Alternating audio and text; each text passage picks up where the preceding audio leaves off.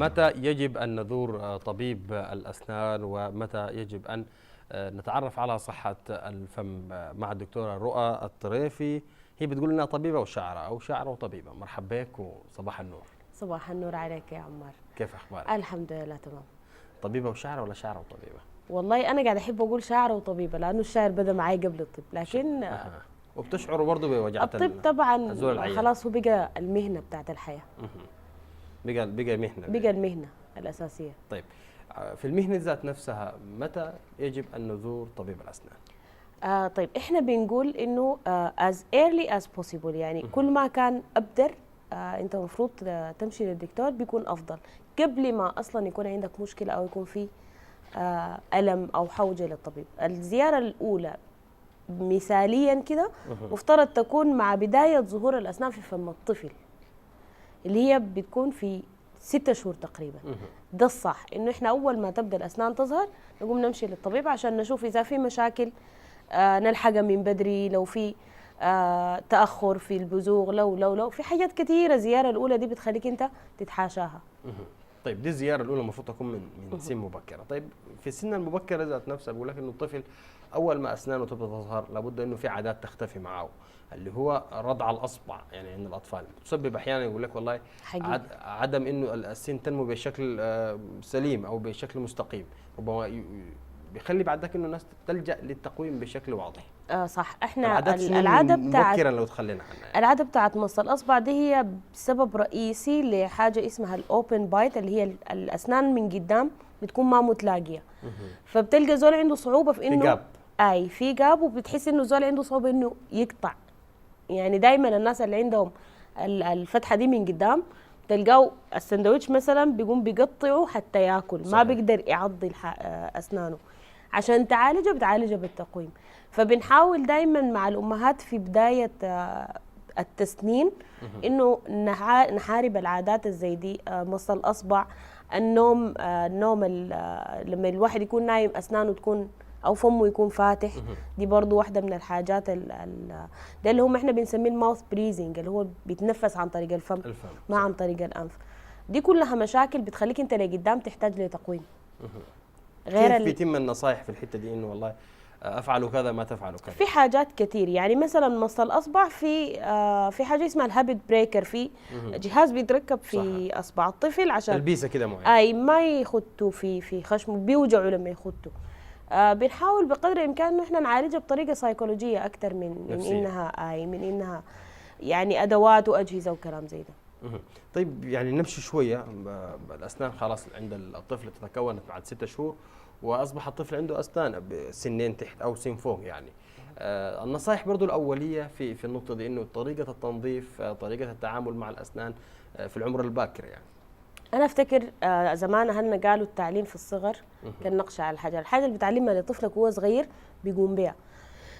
اذا عودت طفلك انه يسوق مرتين في اليوم، يتسوق بالطريقه الصح، يقلل من اكل الحلويات، ما حيكون في مشاكل. انت كده بتساعد بنسبه 90% في حمايه اسنان الطفل من انه يحصل له تسوس، من انه يفقد اسنانه مبكرا، لانه دي واحده من الحاجات اللي بتخلينا احنا نمشي للتقويم. الطفل لما تجيه سوسه في وقت بدري تقلع له بدري، بالتالي انت حتكون المسافات بتاعت الاسنان دي حافظه المسافه بتاعت الاسنان الدايمه اللي حتقوم. فانت لما تقلع سن بدري حتقوم تخلي مكانه فاضي، هيبقى في لخبطه في الرصه بتاعت الاسنان الطبيعيه المفروض تقوم بها.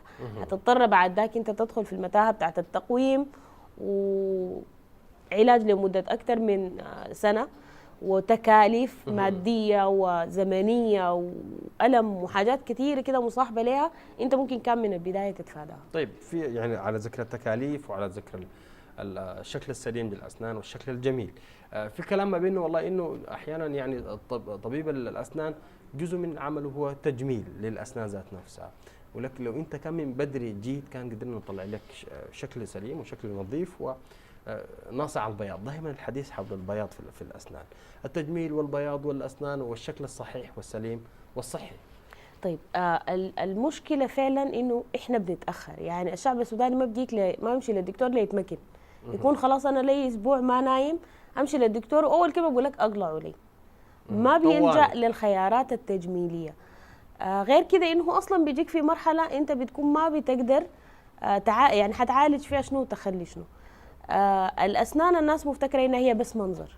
الاسنان ما جمال شكل بس، ما ابتسامه بس، انت حتى ملامح وشك بتتغير لو فقدت اسنانك. طريقه نطقك للكلام بتتغير لو فقدت اسنانك. عشان كده مفروض بدري بدري الناس توعى، يعني شكل البني ادم الفم ده بوابة للصحة، بوابة للجمال، بوابة لمخارج الحروف، لكل حاجة. ما بس إنه أسناني والله بيضاء، أحيانا أنت ما محتاج أسنانك تكون بيضاء. الحاجة اللي ما مستوعبها الناس إنه بياض الأسنان له علاقة كبيرة بلون البشرة. يعني أنت كل ما كانت بشرتك مايلة للسمار كل ما كانت أسنانك أفتح، والعكس بالعكس. طيب يعني في الحته بتاعت البياض حقت الاسنان والتجميل وما شابه، بنسمع انه والله يقول لك في السيراميك بين ضفرين اللي هي ماده بتركب على الاسنان، اظن لي اسمها كده. احيانا في المبيضات اللي بتشترى من الصيدليات المختلفه، في احيانا بيقول لك والله استخدم الفحم برضه مبيض بالمفاهيم اللي بنسمعها عندنا. برضه الاشياء الصحيه اللي ممكن تستخدم في الاشياء دي، هل الاشياء دي مضره احيانا؟ طبعا احيانا كثير. لانه انت لما تاخذ حاجه من مكان انت ما عارف جايه من وين، ما بتضمن نقاء وصفاء. يعني ما ممكن انا مثلا امشي اشتري لي بودره تبييض من طبليه او من صيدليه. لا الصيدليه الصيدليه ممكن تكون شويه امنه لانه في ضوابط برضه للادويه وللحاجات دي، والصيدلانيين ذاتهم يعني ناس واعيين وعارفين بيدوك شنو. في ادويه اون كاونتر انت ممكن تمشي تقول للدكتور اديني لي على الصيدلاني بيديك ليها، لكن الدواء ما مفروض ما في مبيض موجود في الصيدليه ضار. لا مش الفكره انه هو ضار او منتهي او منتهي الصلاحيه، اذا ما تم صرفه بروشته. لا، في المبيضات ما بتحتاج لروشته، لكن السؤال ما هنا، السؤال هل انت محتاج للتبييض ولا لا؟ طيب لانه التبييض ده ممكن احتاج للتبييض، 200 بتحتاج للتبييض. التبييض ده احنا بنعمله في حالة انه يكون في اصباغ، يكون في احيانا اصباغ جير. الاصباغ الجيريه بتتشال بتنظيف عادي، تنظيف لسه بينتهي الموضوع. لكن احيانا بيكون في الناس المدخنين او اللي بيستهلكوا المواد الغازيه بصوره اكثر من غيرهم، الحاجه دي بتعمل صبغه في الاسنان، فبنقوم بنلجا للحل بتاع التبييض. عندنا برضو نوع تاني من التبييض اللي هو التبييض الداخلي، ده للناس اللي عندهم مشكلة بتاعت فلورايد في الموية الموجودة عندهم. بتلاقي في ناس أسنانهم فيها خط بني كده في الأسنان كلها، أو أصفر نوع أو نقط. أيوة صح. بتتفاوت ما بين الأبيض إلى البني الغامق. دي حالة اسمها الفلوروزيس، اللي هو طيب. بيكون الزول مولود في منطقة فيها نسبة الفلورايد في الموية أعلى من المعدل الطبيعي المطلوب للأسنان عشان تتكون، فبيعمل تجمعات، بيستبدل المادة الأساسية الكالسيوم اللي في السن بالفلورايد، فبيبقى لونه عامل كده. دي احنا بنحاول الدرجات الخفيفة التبييض بينفع معها، الدرجات الغامقة شديد أو الألوان اللون دارك شديد بني خالص، دي هنا بنلجأ للحتة بتاعت السيراميك اللي قلت قبل اللي هي التركيبات. هي تغليف الأسنان الحل الوحيد. بنقوم نركب عليها من أول وجديد أسنان من برا عشان تحمية، لأنه الفلورايد ما بس بيأثر على شكلها، بيخليها كمان أضعف. طيب دائما بنلقى انه الناس بتتكلم عن جمال الابتسامه، جمال الاسنان، الجود سمايل، والله ابتسامه هوليوود. صح، ابتسامه هوليوود. او يقول لك والله هذا الثقر الباسم، يعني بيتكلموا عنها بكلام جميل جدا. والشعراء في الحته دي برضه ما مقصرين، وانت كشاعره وكطبيبه هل بتستحضر اي شيء فيما يخص الكتابه للاسنان او ما شابه جمالها؟ والله لا. طيب ممكن نسمع منك شنو شاعر؟ طيب نمرق منك بحاجتين يعني. تمرق مني بحاجتين. بس انا قبل ما اقول لك شعر كنت عايز اتكلم في نقطه صغيره كده لو في زمن بيسمح. تفضل. في موضه طالعه اليومين دي اسمها تقويم الزينه. ايوه. الحاجه الكلام دي بيكون انه والله برضه احيانا بيساعد في الناس نقص الوزن. انا الناس بتتكلم عن انه التقويم ممكن ناخده من ناحيه جماليه عشان الوانه بتتغير كل يوم، كل شهر انت بتمشي بتغير الوان المطاط اللي بيتركب في السن ده اللي بمبي بكره الشهر الجاي يعمل بنفسجي كده. الحاجه دي الناس مفترض توعى انه التقويم علاج وليس زينه. طيب. وما بيستخدم للتجميل، اي ممكن يكون عنده اثار جانبيه من ضمنها نقصان الوزن، لانه انت بكون عندك مشاكل في الاكل.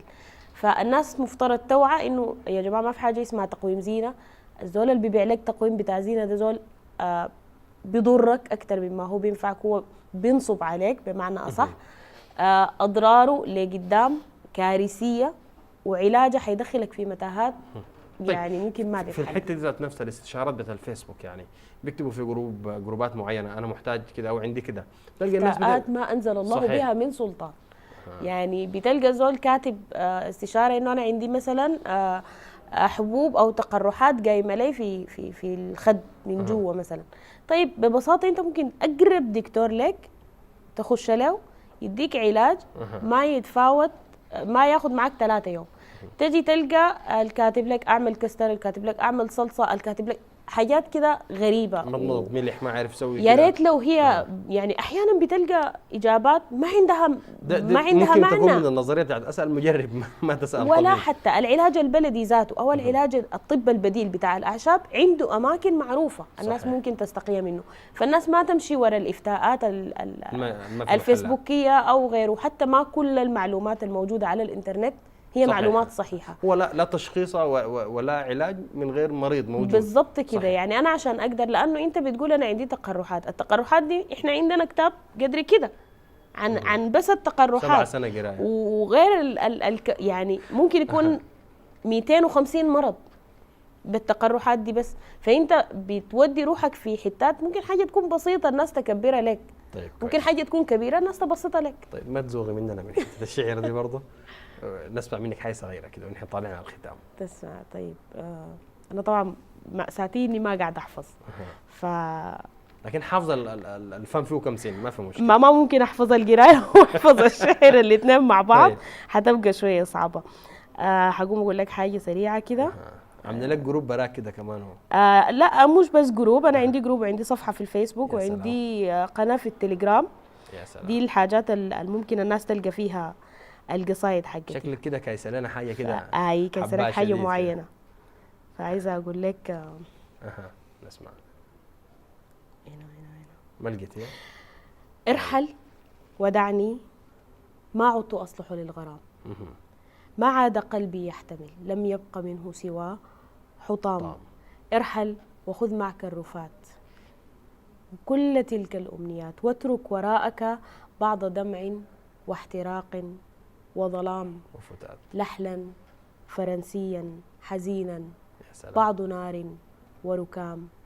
لا تلتفت للخلف وامضي حيث شئت، أنا لم أعد تلك التي عشقت ترابك، لم أعد أنا من عشقت. لا تلتفت فأمامك الدنيا تمد جناحها، وأنا سأوصد خلفك الأبواب، عد من حيث جئت.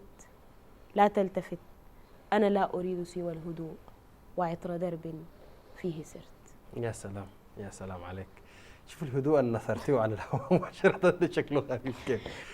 بعكس العيادات وربما الآلام والأشياء اللي بتكون موجودة ده الوجه الآخر. والله نحن بنحاول بقدر الإمكان نحن نكون يعني ناس حنينين كده وما نخوف العيانين، لأنه حنينين يا دكتور انتوا بتقلعوا روح والله ما بنحب نقلع، لكن يعني انتوا بتجونا في وقت بيكون خلاص صحيح في اشياء متاخره لا يصلح العطار ما افسد الدهر. صحيح. شكرا جزيلا دكتوره رؤى الطريفي، وحديث اكثر فيما يخص متى نزور طبيب الاسنان. والمعلومه ذكرتيها قبل انه ما في شيء اسمه تقويم زينه، هو مضر بشكل كبير جدا.